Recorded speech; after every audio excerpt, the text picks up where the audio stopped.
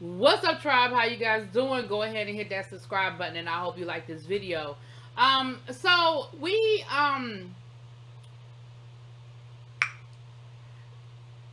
this is Love and Marriage DC. My bad, y'all. This is Love and Marriage DC season 1, episode 4.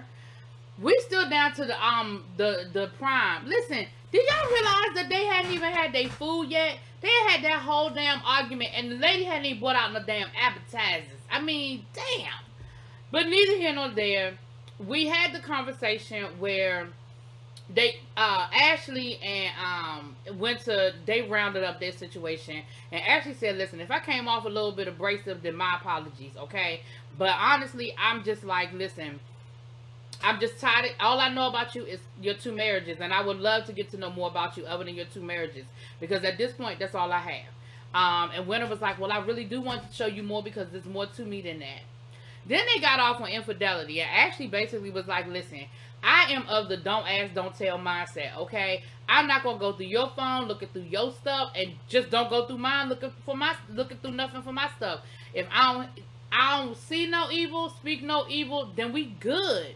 And Uranus said, I feel the same way. Like, at the end of the day, if, hearing the rumors, because rumors are just that, but as long as I don't find no proof, and then he go Winter. So is that a deal breaker? It's what a deal breaker. They just told you what it was. As long as they don't hear nothing, see nothing, proof. People can talk all they want. People can put out rumors all they want, but if there's no proof, there's no proof. Now, Ashley said before her and Quick got married, both of them did their dirt. Okay? She said, since we've been married, I don't know nothing about it, and so that's it. Now, Uranus said that, she did a little dirt and Jamie did a little dirt, but their marriage wasn't perfect. They've been married for 26 years. It's going to be the ebbs and the flows, right? We're going to get a little deeper into the dirt that Ashley did. That Uranus did a little later on. So we see Ashley go down to the downtown locker room offices where Quick's manager is. Let me tell you something. Ashley, I know I be giving you a hard time, honey, but the way you walked up in that man's office and said, this what we about to do, because my husband ain't coming home like I need him to come home, and my husband ain't working like I need him to working at home like I need him to work at home. Like when he home, all he doing is sleep, and his ass is running off the side of the roads. Did you hear when they said that man went from $295 to $695? Now that don't mean nothing to people who don't live in the area, but if you live in this, you did what, Quick? My God. And the manager was like, well, we're going to look for hotel rooms during CIW. No, she said, well, we might get a hotel. She said, no, we're going to get a hotel room because he's not going to be driving 2, 3 in the morning. She said, listen, my husband got a great work ethic and I appreciate it. And he provides a great life for us and I appreciate that too. But it don't mean nothing if he ain't here because I don't know what I would do without him. Listen, the way Ashley bossed up and went up in that man's office and demanded some things be done. Now, Quick said he felt ambushed and he felt some kind of way. Quick, don't feel no kind of way because you should want a woman to love you the way that woman loves you. Do you hear what I'm saying? Because if it wasn't like that and it wasn't all that serious with her, she would let you run off the damn road, okay? She would let you be out here doing dumb shit and doing 15 shows in 2 days and all of that craziness. She said, listen, we ain't who we used to be and we ain't young. You got 2 children and me to worry about. Oh, and the dog. Don't forget, because y'all know how I actually feel about that dog. But I just love that. I loved seeing that because she wasn't rude to that man. I mean, clearly they have a relationship. She's known him, but it wasn't rude. It wasn't nasty. It was just very succinct and very much, I'm here to make sure that my husband gets home. And what I appreciate is that Quick heard her and he says, you know what? I know that I've been grinding. And my mindset used to be, I'm going to be the hardest working man out there. He said, but for next year, I'm going to be the hardest vacationing man. So you can put that down. That's my promise to you. That is my goal. And that is my promise to you. I can appreciate that, Quick. I love that. I love this scene. I loved it. And like I said, Ashley, you bossed up, baby. I loved it. I love that moment. Okay. Then we saw Jamie. I'm sorry, it wasn't Jamie. It was Jason. My bad. We saw Jason. And listen, I appreciate that they showed us Jason moving around the house and doing the things that even though he has a disability, he was doing his laundry, he was walking around the house, he was making things happen. And I appreciate that. His grandmother came in there and was like, "Can you pair my watch to my phone?" And he was on it, like he was boop boop making it happen. And I feel like that was very intentional by the Tylers. I feel like that was very intentional, and I appreciate that. Shouts out to y'all for that. We found out that Jason is trying to get into a program called Doors, which is to help him learn how to live independently and to help train him to get a job. And that is what he really wants to do. And he tells his mom that he does not want to go to DJ school. That is not what he wants to do. And he feels like dad is pressuring him into going to DJ school. And so she was like, "Well, you need to tell him." And he was like, "You tell him." And she was like, "No, you need to let him know that that's not what you want to do." She was like, "Well, what is it that you want to do?" He was like, "I want to do computers. I want to work for Apple. And y'all act like I can't do that because I have a disability, but I can."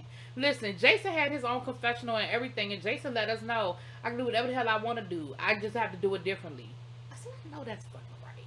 I said, "I know that's right, Jason. You better let the people know. You better let the people know." And so, now, y'all know, your Rain, I've been rocking with you, and y'all know y'all my favorite couple on the show right now, okay? But I did not like this. Urana had a family dinner where she invited the churn. We had little Jamie. We had the oldest daughter, Bianca, her mama, and they all was having dinner. She done made a crab broil. Child, she didn't know what to do. She following a recipe for a crab broil. How in the... Well, let me put a pin in that. Crab boils are a new phenomenon in our area. Now, put it in the comments if I'm wrong. I didn't grow up on no crab rolls. We grew up just getting some fucking crabs. We didn't add no corn and sausage and shrimp. We had shrimp on the side. We had corn on the side. Yes. But putting it all together in a bag, that's some new shit. That is some stuff that has migrated from the South. I know that that's big in the Louisiana area and stuff like that.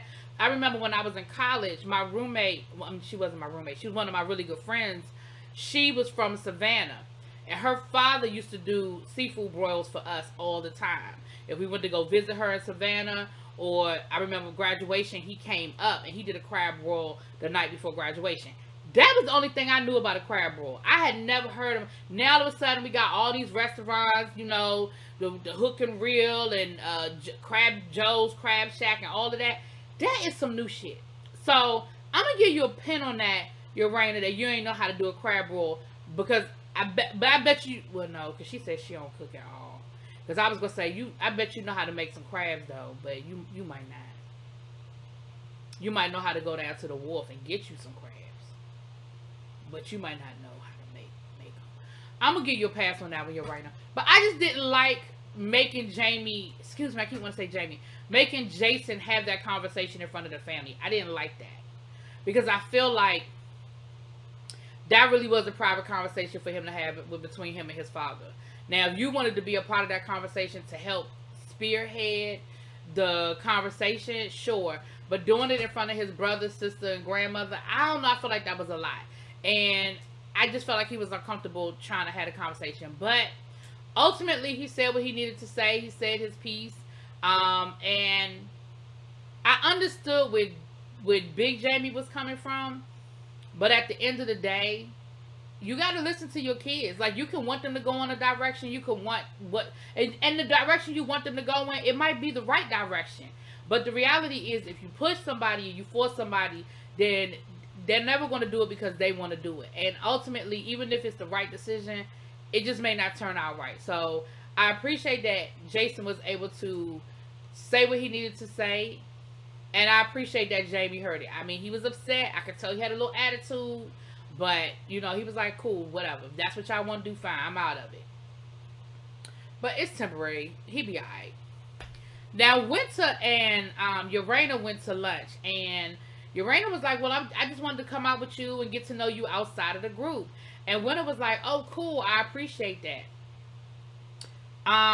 But then the first thing, and again, this might be editing, but it seemed like the first thing out her mouth was, so you and Ashley cool. Y'all cleared everything up. I didn't feel like, now, Winter took offense to that, because Winter was like, If you want to get to know me, then why is the first thing out your mouth about Ashley? Because I feel like because I had such a tumultuous lunch and it seemed like y'all came to some sort of conclusion, I think she just wanted to make sure that everything was everything. I don't feel like it was disrespectful or whatever, but Winter felt like that. Anyway, so they got to talking, and Urana was talking about, she was explaining what she meant by I've done my dirt, he's done his dirt. She was explaining that whole situation. And what she was saying was, I entertain, guys in my inbox and this, that, and the other. And he caught me. She said it wasn't sexting, but I was enjoying the attention because he wasn't giving me the attention. And she said, let me explain something. I'm not stupid. I'm no fool. But I never caught him. And all I said was, if I catch him, there's going to be a problem. But I never caught him. I said, okay. So then Winter was saying, well, what's going on with the intimacy, whatever. So she suggested that they go to like a sex coach type thing.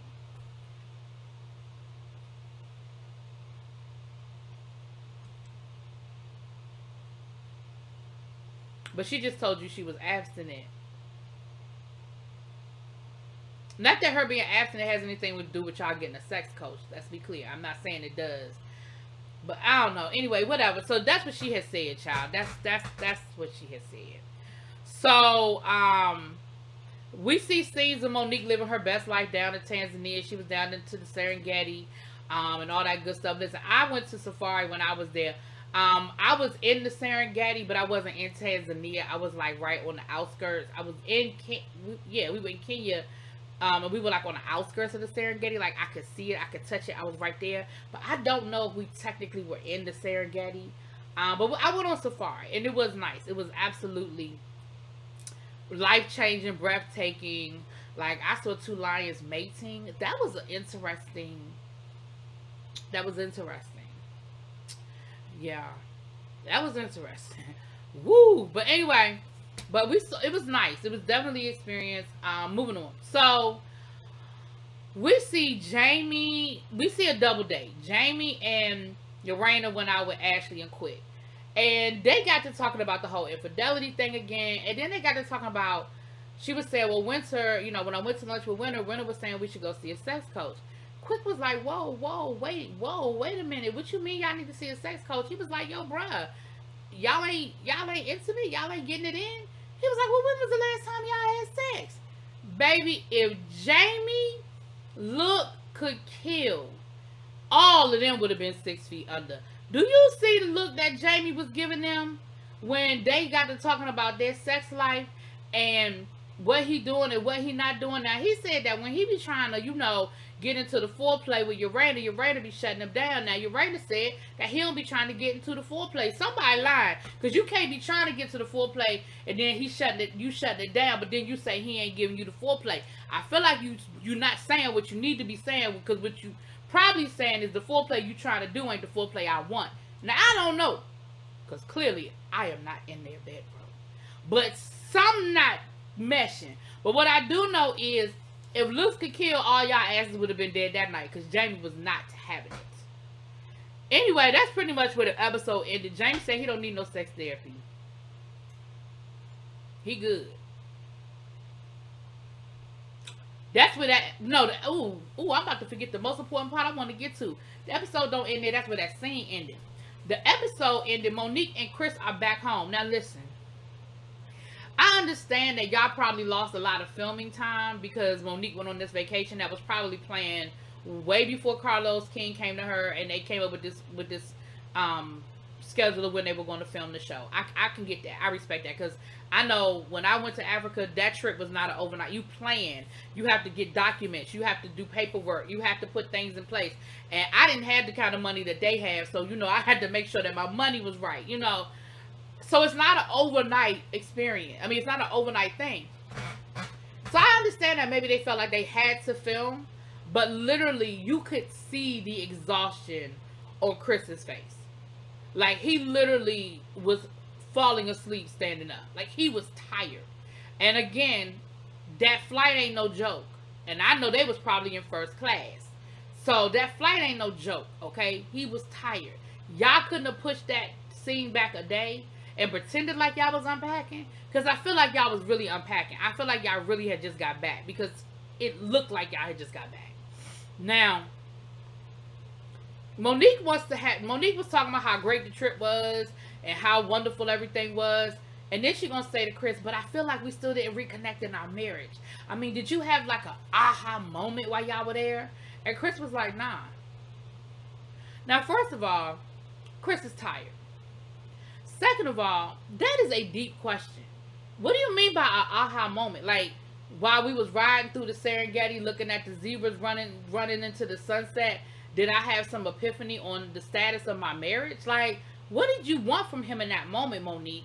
So Chris was like, no. And Monique starts going off about he's not giving her what she need, and it's like pulling teeth from her, and from him, and he won't talk to her the way she needs him to talk to her. And she was like, because at the end of the day, it's like, you have this wall. And he was like, well, you got a wall. And she was like, well, my wall went up because you had a wall up. And he was like, well, I'm trying to get through the wall. And she was like, well, don't try, just do it. And I'm like, well, what the fuck?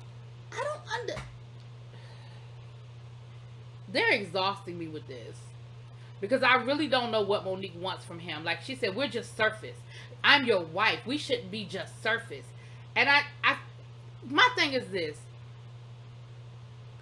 Sometimes it's going to be surface and sometimes it's going to be deep. And I do understand where Monique is coming from. I've been in relationships where you feel like at a certain point, we're not, I feel like the old Boyz II Men song. We don't even talk anymore. We don't even know what we argue about. I feel like that's where Monique and Chris are in that moment, right? Because I've been there where you're like, dang, I said, how was your day? And you said good. I mean, tell me how was your day? Like, what happened? Who did you see? Like, I've been there, and I feel like that's where Monique is, and that's what Monique is trying to get out of Chris.